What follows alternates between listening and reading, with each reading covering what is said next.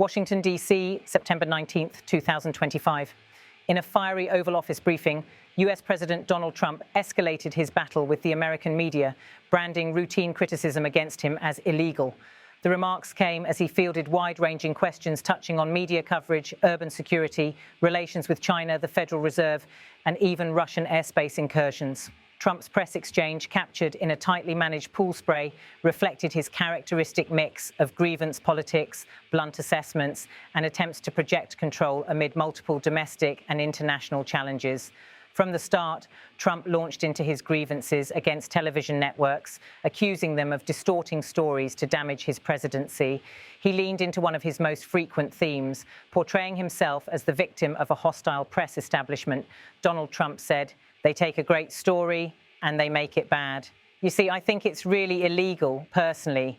You can't get free access to the airwaves. You get a free airwave from the United States government, and you can't have that and say, and to someone who just won an election.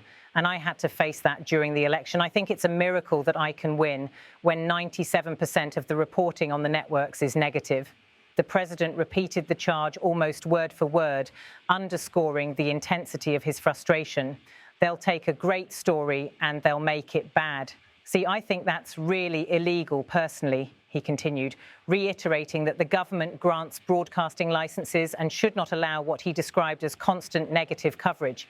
For Trump, the clash with the media remains personal. He regularly cites the statistic that 97% of coverage about him is negative, a figure disputed by independent studies, but one that has become a fixture in his rhetoric. By framing unfavorable reporting as potentially unlawful, Trump appeared to revive long-standing debates about freedom of the press and presidential power. Pivoting from media hostility, Trump addressed unrest and crime in US cities, describing the situation in militaristic terms. His administration, he said, had been monitoring flashpoints across the country. Donald Trump said, "We set ourselves up very well in Chicago, Memphis, New Orleans a little bit, going in early just to see what was happening. We're studying it. We're studying the site. It's sort of like war. I hate to tell you, but it's like war. Some of these people are really bad. They're really, really sick people. They're dangerous people. They're killers. They're murderers." By comparing domestic law enforcement challenges to combat, Trump sought to justify a tougher stance. His words framed criminals as existential threats, not just to safety, but to national stability. This characterization echoed his broader law and order message, one that has often drawn sharp criticism from civil rights groups who argue his rhetoric inflames tensions. Amid escalating scrutiny of Chinese technology firms, Trump offered a notably upbeat assessment of talks with Beijing. He highlighted his personal diplomacy with President Xi Jinping, particularly regarding the fate of TikTok, the popular video app that has faced US security concerns. Donald Trump said, "I had a great call with Chinese President Xi, and as you know, he approved the TikTok deal, and it's in the process. We have some great investors, some of the biggest in the world, American investors, great people, and we look forward to getting that deal closed." The remarks suggested a thaw in tensions, at least on this issue, even as broader trade, security and geopolitical disputes persist.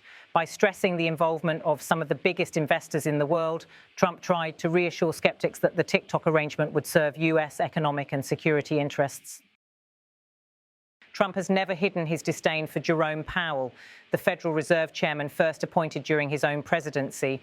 On this occasion, his critique was both blunt and personal. Donald Trump said, on US Federal Reserve, Fed Chairman Jerome Powell, "The Fed should have done more. Too late. Powell, he's terrible. He's a terrible chair. I think it's just terrible." For Trump, Powell's perceived mismanagement of monetary policy remains a recurring grievance.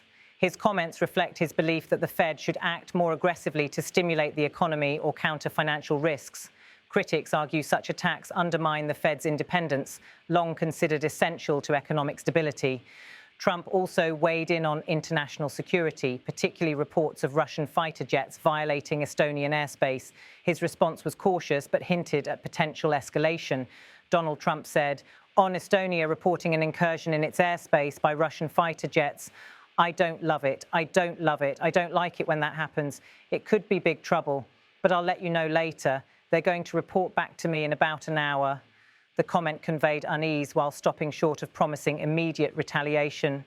By acknowledging the seriousness without committing to action, Trump positioned himself as waiting for intelligence briefings before making decisions. His big trouble remark, nonetheless, underscored the risks of miscalculation in NATO's eastern flank. Trump's Oval Office remarks fit into a familiar pattern, swinging between combative media criticism, tough talk on crime, denunciations of opponents, and flashes of optimism about deals or diplomacy. The assertion that media coverage is illegal sparked immediate legal and political debate. The US Constitution's First Amendment guarantees freedom of the press, and no law defines critical coverage as unlawful. Trump's suggestion instead aligns with his broader attempt to delegitimize news outlets he considers adversarial. His framing of domestic unrest as war aligns with his push to justify aggressive law enforcement and military-style strategies, echoing language used during past crackdowns in cities such as Portland and Chicago. On foreign policy, Trump's positive comments on TikTok may be intended to project progress amid broader tensions with Beijing. The reference to American investors reassured allies and critics alike that the deal, if finalized, would be anchored in US business interests. His denunciation of Jerome Powell reflects ongoing friction between the executive branch and the central bank. Trump's words risk rattling markets that value Fed independence, but they also play to a political base that views elites, including financial leaders, with suspicion. Finally, his cautious stance on Estonia signaled both awareness of NATO commitments and reluctance to escalate prematurely. With Russia's military activities frequently testing NATO's resolve, even small incursions can carry outsized diplomatic weight. Taken together, Trump's statements painted a portrait of a president simultaneously embattled and assertive. He cast himself as besieged by unfair media coverage, threatened by criminals at home, yet capable of forging deals with foreign leaders and keeping watch over global flashpoints. The Oval Office briefing was not lengthy, but it encapsulated the Trump era's defining contradictions: defiance against institutions, a flair for dramatic language, and a reliance on direct, unscripted communication to dominate the political narrative. His repeated insistence that unfavorable press is illegal highlighted his enduring struggle with accountability and public perception.